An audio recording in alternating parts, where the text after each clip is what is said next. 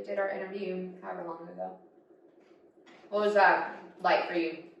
I didn't know what to expect. I was kind of just going into it, just whatever, talk about tattoos, talk about whatever.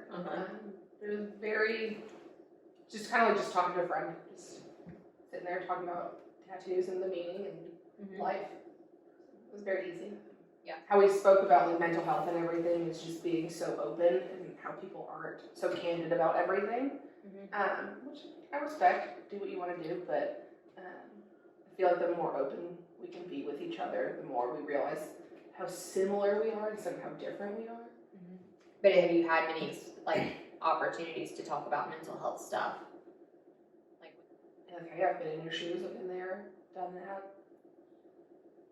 Doesn't work, don't do it. Kind of just like share experiences and that there's like a light at the end of the tunnel. And you think there is a light at the end of the tunnel? I hope there is. Yeah. I hope so. Gets a little dim sometimes, but it's there. Yeah. Do you think this process of going travel nursing will help find the light a little better, or? I hope so. I think that's like the big reason why I'm doing it. I'm gonna cry. I'm not trying to make you. No, I cried. But it's okay too. But it is, yeah, absolutely. I feel very lost again.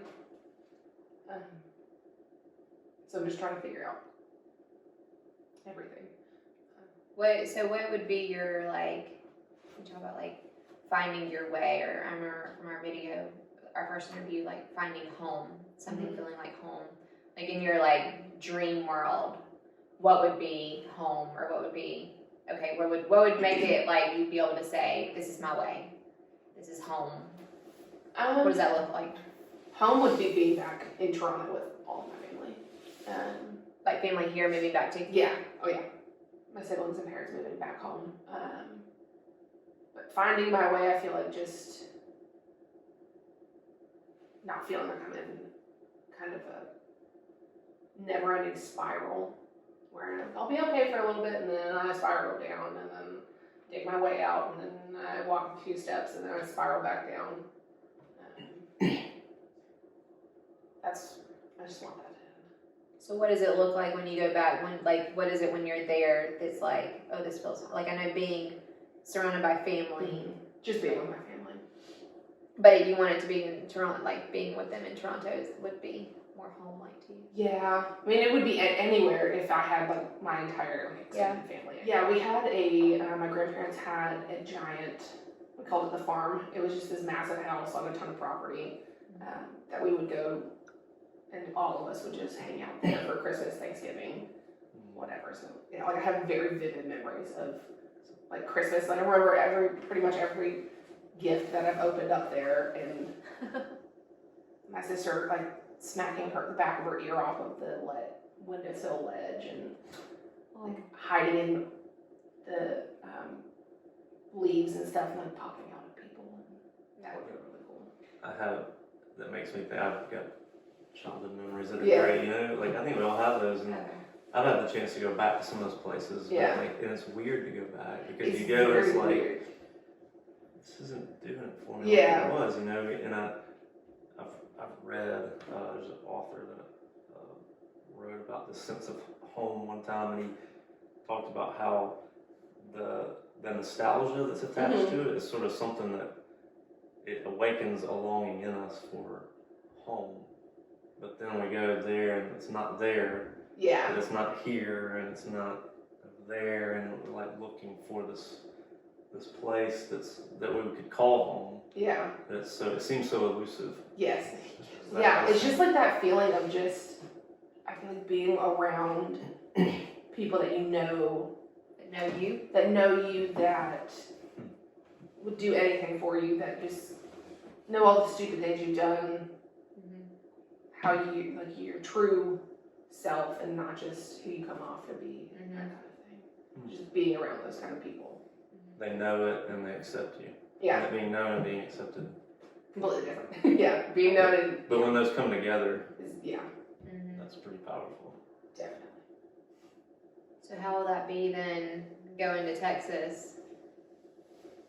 I'm nervous for that, because I'm by myself. Right, because that's kind of an opposite opposite, end of yeah. like. Yeah, I don't know. I'm kind of hoping maybe taking myself away will be like, open my eyes more to, hey, you know, things are pretty good. It's not as bad as you feel like they are. You've let us get to know you some. Yeah. You know, as much as you would like to be known, but we've really thankful that you've done that with us. Yeah. We're thankful every time someone just sits down and trusts us by sharing their story.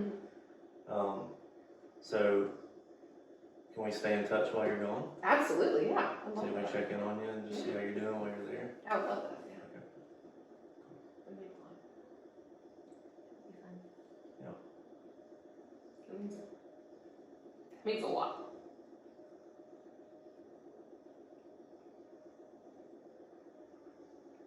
Okay, so.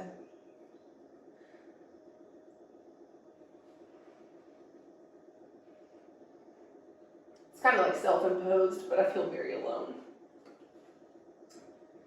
So just when somebody verbalizes that they'd like to keep in contact, or like, I just want to know how you're doing, that means a lot. Just to hear it. I feel like we live I think that's one thing we're learning through this process is we live in a culture of like, just by liking your picture, just by, you know, like, hey, how you doing? You know, like, we don't take a lot of time to sit and just like, actually like, I'm available. Like, how are you doing? And like, I'm actually like, I want to hear it, you know, or busy. We're just always, you know, busy or distracted by devices, or we hide behind devices, and that like gives us a little glimpse of like, oh, I have friends that like will comment on a picture, or that will, you know, like maybe even send me a message or a text, but there's something different that really just doesn't do it at the end of the day. In terms of like, there's power behind actually hearing and speaking words that like. Yeah, I think there is something about there's something about providing space, time, or whatever to be known. And this is something that my mentor, who kind of just he got me going, even doing all this. He's like, start asking people about tattoos and see what happens. And you know, I'm a pastor, and so I look at where in the beginning when God says, "Where are you?" He asks the question, "Where are you?" And then he just leaves the space open for them to say, for Adam and Eve to say what they needed to say, like to really verbalize, like when they said, "Well, we're afraid, we're hiding, we feel exposed," and that's interesting. Just as we do this to provide space for somebody to say, like, in a sense, where are you? Where are you? Like, how are things really? Yeah, where are you at right now? Yeah. There's something about even a longing for home and finding a way that question relates to that too. Yeah. Where are you? And to be able to like openly say, I don't know. Yeah, I don't know where I am. I don't know. I'm afraid. Yeah. I don't know. Sounds like your experiences have given you a gift of empathy. Yes. But I can also see it from their standpoint where their world is coming down around them. So, I mean, who am I to say I would go off the deep end if I've dealt with half the things that my patients have dealt with? So, let them do what they need to do to get through it. Sound like you're a good nurse.